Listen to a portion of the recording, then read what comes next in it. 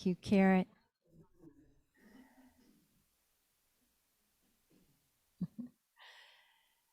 All right. Well, thank you. Thank you, Karen. Thank you, everybody, this morning. Ah, so good to be still with you all. Ah, feels so good. Wow, let me bring my mind back. I think I went right into that blissful stillness. Well, this morning, I want to speak on peace, be still. I'm speaking on stillness. And one of the most beloved scriptures of all is from Psalm 46:10. Be still and know I am God. Be still and know I am God. Every part of that phrase has meaning. Be still and know I am. Be still and know. Be still. Be. Just be. It's a potent, potent mantra. It's full of spiritual power. It's full of Shakti. And a similar statement was made by Jesus in Mark 4:39 when Jesus said, peace be still. Peace be still. In other words, to feel peace, be still. To feel peace, be still. So just take one more moment, breathing in, inviting peace. And relax into just a moment of stillness. So why is this guidance, peace, be still, so important, so essential? It is because if we don't rest from the busy mind, it jumps from thought to thought like a monkey that jumps from tree to tree. If we don't rest from thinking, then we are keeping a deeper experience of spirit at bay. Eckhart Tolle has a wonderful little book called Silence Speaks. I just highly recommend. It's just so full of pith, wisdom, teachings. He says the next step in human evolution is to transcend thought. This is now our urgent task. It doesn't mean not to think anymore, but simply not to be completely identified with thought, possessed by thought. And you know, if you look around at humanity, most humans are pretty much lost in thought all of their waking hours. I would say they're even lost in thought in their sleeping hours, dreaming away, right?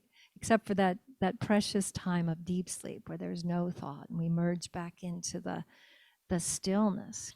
But Tolle writes, in you, as in each human being, there's a dimension of consciousness that is far deeper than thought. It is the very essence of who you are. We may call it presence, awareness, the unconditioned consciousness. In the ancient teachings, it is called the Christ within or your Buddha nature. Buddha nature. Have you noticed that there is space between thoughts? We could say that stillness takes us from relative reality to absolute reality. Stillness is the gateway. And yet the mind has this interesting way of finding endless reasons to not stop thinking, right? To not stop being engaged, to do everything and anything to not be still. Have you noticed this? It's like on one hand, we know stillness in our life would benefit us. We know that, right? But the mind believes its thoughts are just too important and interesting to push the pause button on, right? And so my motive in sharing this talk today is to remind myself, as well as all of you, and to inspire us all to allow more regular time for stillness. It is so rich. Even writing this talk for me has taken me into deeper stillness, which has been a gift. Just really makes a difference. And meditation can be defined as a practice that helps us move into the stillness. Meditation enables that shift from thoughts that hold us in a limited reality to expansive awareness that has the quality of conscious peace. I love that, conscious peace. So, why would we want relief from the relative reality or limited reality? Well, our limited reality might be that we've gotten lost in a story of why we can't be happy now, right? For instance, do you know how your mind will start a story of what's wrong?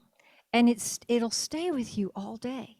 It'll just ruminate and it'll repeat and it'll get stronger and you'll really be making a case, right? It's kind of like something smelly stuck to the bottom of your shoe. But it sounds funny, but it's like that. It's like a negative story that gets stuck in our mind and it messes with our joy and our day, and we want to get unstuck from that story. When we want that story unstuck from us, right? Because of the negative feelings that it brings. So what is needed is skillfulness, is growing ever more skillful. And that skillfulness lies in our ability to be aware, first of all, aware that we're stuck in a unhappy story, or in a worry story, or in a fear story, or in a resentment story, right? We notice, my mind has been ruminating about this situation for hours. Actually, it's been days that it's ruminating about this, and it's keeping me from the joy that's available for me here and now.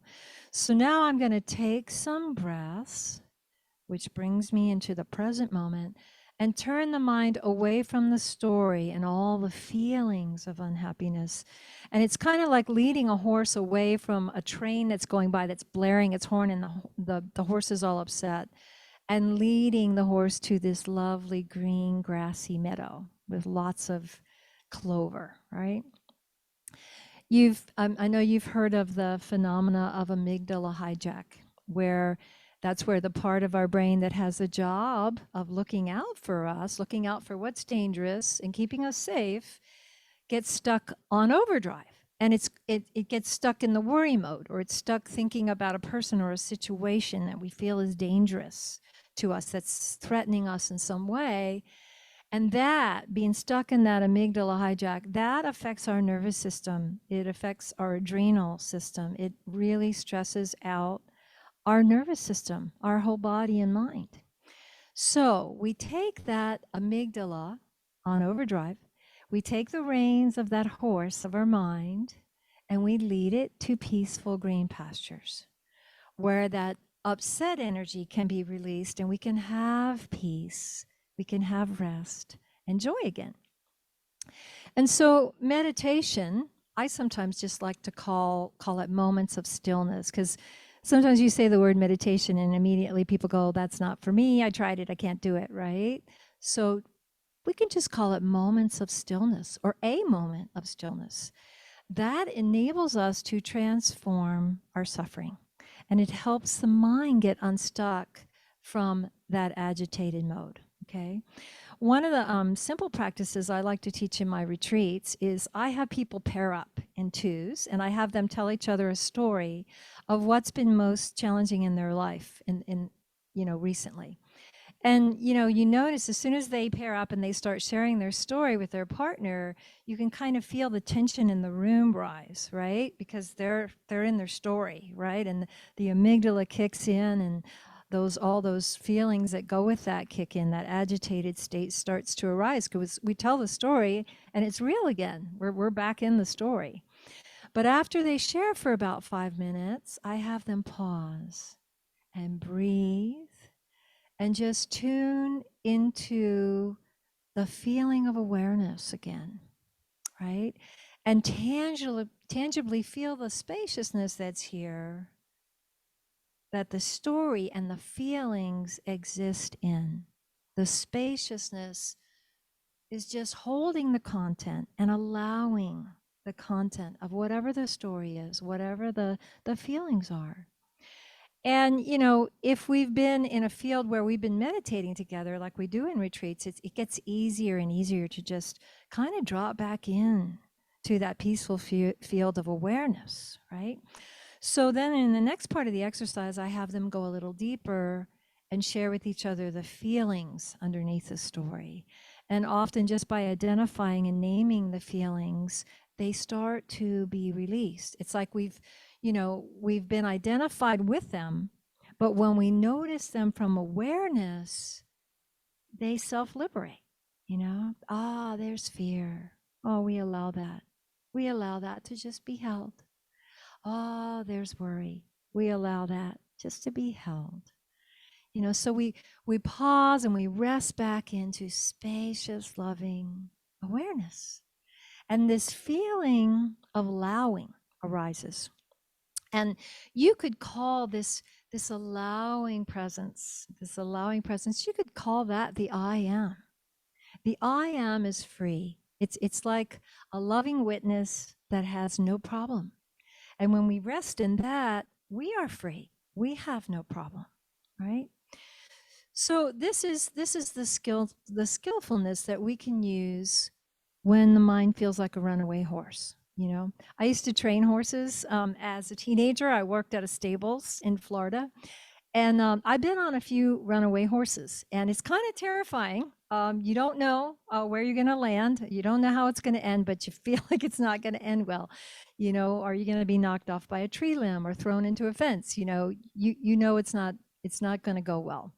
And so that really is a good analogy of where our mind can take us if we don't train it, well. The untrained mind is a mind that's lost in thought, lost and fully identified with our thinking and our story, our body, and our idea of ourselves, right? We become found, you could say, when we notice from awareness the story, the thoughts, and the body, and the ideas of ourselves. When we notice that is within us, but we aren't that. We're noticing that. We are what's noticing. Eckhart Tolle asks us, as you go about your life, can you be aware of yourself as the awareness in which the entire content of your life unfolds? That's a beautiful key pith teaching. As you go about your life, can you be aware of yourself as the awareness in which the entire content of your life unfolds? Taking regular time to be still and resting from being lost in the mind. It's like exercising a muscle group. It's like getting in shape. We get better at not being lost in story and thoughts and ideas of what's wrong in our world or in the world. And we get familiar with a peace that is beyond the mind's understanding. When Tolle says, our next stage of evolution is transcend thought, isn't that what Jesus was saying when he said, know the peace that is beyond the mind's understanding? Transcend thought. Same thing. I used to go to India for a month every year and I spent many hours a day in meditation and chanting and prayers. And my mind would get so still that when I got home, I would just be in this deepest peace. And I noticed that it was always hard to be around people when I first got home for probably a week or two, because everyone's mind seems so incredibly busy. I really got the metaphor of monkey mind, because there wasn't any space between thoughts. It was just boom, a thought and another thought and another thought and another thought. And it was almost like the mind was neurotic and wanted to just keep thinking thoughts, and not even allow space, just quietude, just moments of quietude. So I really wish that everyone knew how beneficial to their own peace taking this kind of time for a retreat is, and we can retreat daily, with meditation practice, so that we are more a being of spacious awareness than a mind that never stops, which usually equates to talking that never stops. So, what is the mind in relation to the ego? People have asked me that, and I often use those terms synonymously. You know, the thinking mind and the ego are, you know, I sometimes use them as speaking of the same thing. What we call ego, you could describe as identification with thoughts, right? Some people believe they're just the voice in their head, that that's who they are. Michael Singer calls the voice in your head the inner roommate. And he says the inner roommate pretends to be you and never stops talking. Anybody notice their inner roommate? You know, and in truth, it takes some silence to realize that who you are is not the voice. It's not the thinker. You are the one who's aware of the voice, aware of the thinker. The I am before the I am this or I am that or I think this or I think that, right? So our world needs more minds that are still, people who are aware of awareness. And why do I say that? Because when someone is lost in the mind, completely identified with all its thoughts, the ego is running the show. And the ego particularly loves to make itself right and make others wrong. And it loves to feel superior, right? To strengthen its sense of self. It also loves to complain and react.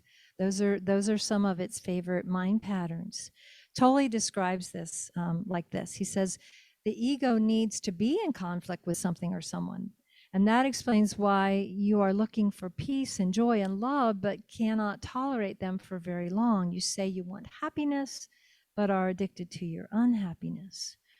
But the antidote is mindfulness. Mindfulness, awareness, they're the same to me, which means becoming aware. We start noticing the inner roommate.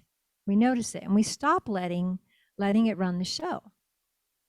Another practice that Tolle recommends is to say yes to the isness of life. And that means to accept this moment as it is.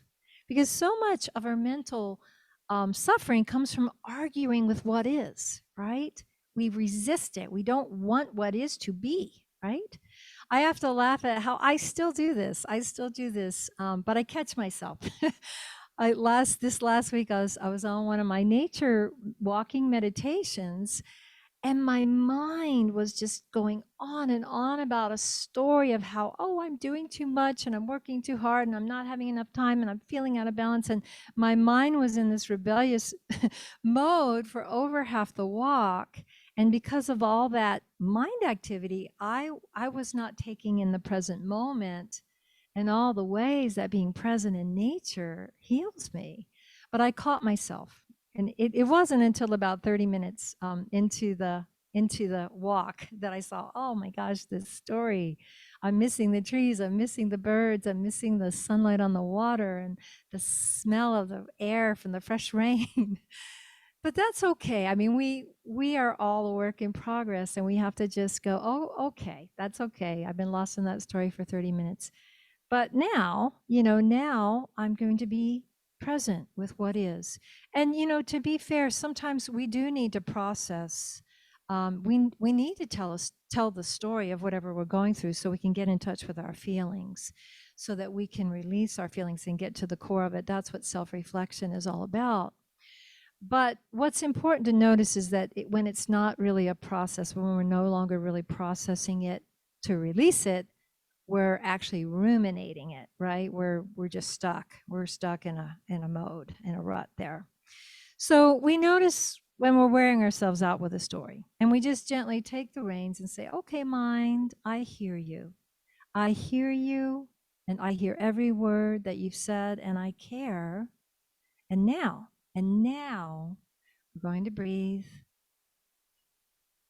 experience the breath, notice our steps, notice the sounds, the colors, the beauty, the peace, and receive the gifts of what's here, what's available now.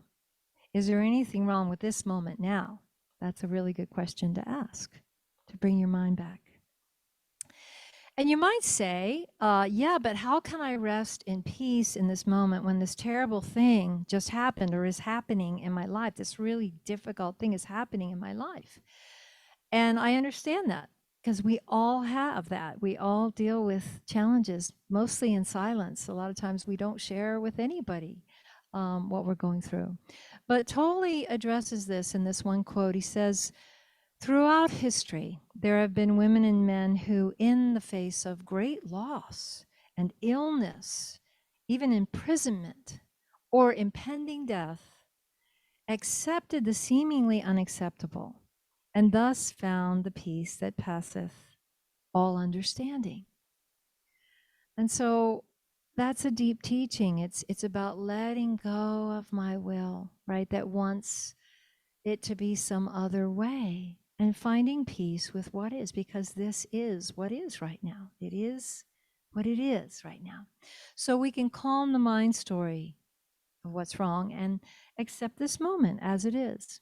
Nature helps me so much. I know so many of you find that true and spend time in nature for its healing. Tolle talks about how nature exists in innocent stillness that is prior to the arising of thought. The tree, the flower, the bird, the rock are unaware of their own beauty and sacredness, and nature can bring you to stillness, and that's its gift to you. One of the beautiful things we receive from more stillness of mind is we judge less. You know, we judge ourselves less. We judge each other less. Um, the always thinking mind, it tends to judge, right? This is black. This is white. This is right. This is wrong. This is I like this. I don't like this. I like them. I don't like them, right? And the judging mind tends to be really quick in forming an opinion of someone, you know, coming to a quick conclusion about someone before we even really give them a chance or we get to know them. And Tolle says the ego likes to pronounce its righteous judgment. The other thing the egoic mind does is it either sees another person as something to want or something to fear, right? We might want to get to know them, right? We're attracted to their energy, right? Or we might feel leery, right? We might feel some fear, like, well, you know, they don't think the way we do. We can tell, right? Their political views are different, or their religious views are different. They're just different from us, right? But the spaciousness, the loving awareness of us, that wide open heart of us, it doesn't do this. It doesn't want from someone, it doesn't need, and it doesn't fear, right? Tolle says, how wonderful to go beyond wanting and fearing in your relationships. Love does not want or fear anything. That is a deep teaching. Tolle says, when you receive whoever comes into the space of now as a noble guest, when you allow each person to be as they are, they begin to change. You know, I noticed this in retreats. I wish I could take a before and after picture because people would not be able to bear the before picture, but they're so happy for the after picture. But, you know, when people feel really safe and they feel this unconditional love and all this loving awareness they're held in, they open. They're like a flower that feels the sun and they begin to show their inner beauty. You know, they feel trust. And so that inner beauty comes out and the vulnerability comes out. And it's really what we all desire. You know, we want to be met with presence, with no judgment, you know, just unconditional love that accepts and allows. I allow you to be whatever you wish. You know, energy that is present, that is so healing. So one last story before I close, about a song I wrote called "The Running Refrigerator." Back in 1991, I wrote this song. I moved from Brighton Bush Hot Springs to Mount Shasta, and my partner and I got this lovely A-frame house outside of Weed on 8 acres. And we had this gorgeous mountain view, and it was so quiet out there. It was like the perfect place to meditate. But about a week into living there, I started noticing the refrigerator. It was so incredibly loud. And the house was all open. You know, the bedroom was in an upstairs open loft. And, you know, the downstairs was just all an open living room, dining room, kitchen, all combined. And as I would meditate in the living room, the refrigerator just sounded like a freight train, right? So, as I often do, I turned the situation into a song and wrote a song about it. And the words go, my mind is the running refrigerator, the noise in this otherwise quiet place, quiet space. What a relief when it stops for a moment. Everything relaxes for a moment. And you can't just put it outside. You have to truly learn to live without it. As soon as I no longer need cold food, I will be free. I'll sing it for you because it comes across better as a song, I think. But it's a parody that compares the mind to the refrigerator. You know, what a relief when it stops for a moment, right? And can I learn to live with a quiet mind, which I compare to living without a noisy fridge, right? And cold food. So the refrigerator is like our mind, you know. And when we go to a really quiet place, then we really notice the mind's activity. But that's a good thing. That's a good thing because when we start to notice the mind, we can start to notice the space between thoughts, right? The awareness that holds the content of our life, right? Listen to the space between words. Be still and know I am. When you hear a bird singing, you know, listen to the space between the song, not just the song. We love the song, but listen to the space between the song. Even a chainsaw, right? Listen to the space between the noise. You could go into samadhi listening to a chainsaw if you drop fully present into the space between the noise. Listen to the gap between thoughts. Okay? So in closing, may you and may we all rest often in the inner stillness, in the blissful stillness, and bring this peace that is our essential nature, bring this to our world by our own still presence. May it be so. Thank you.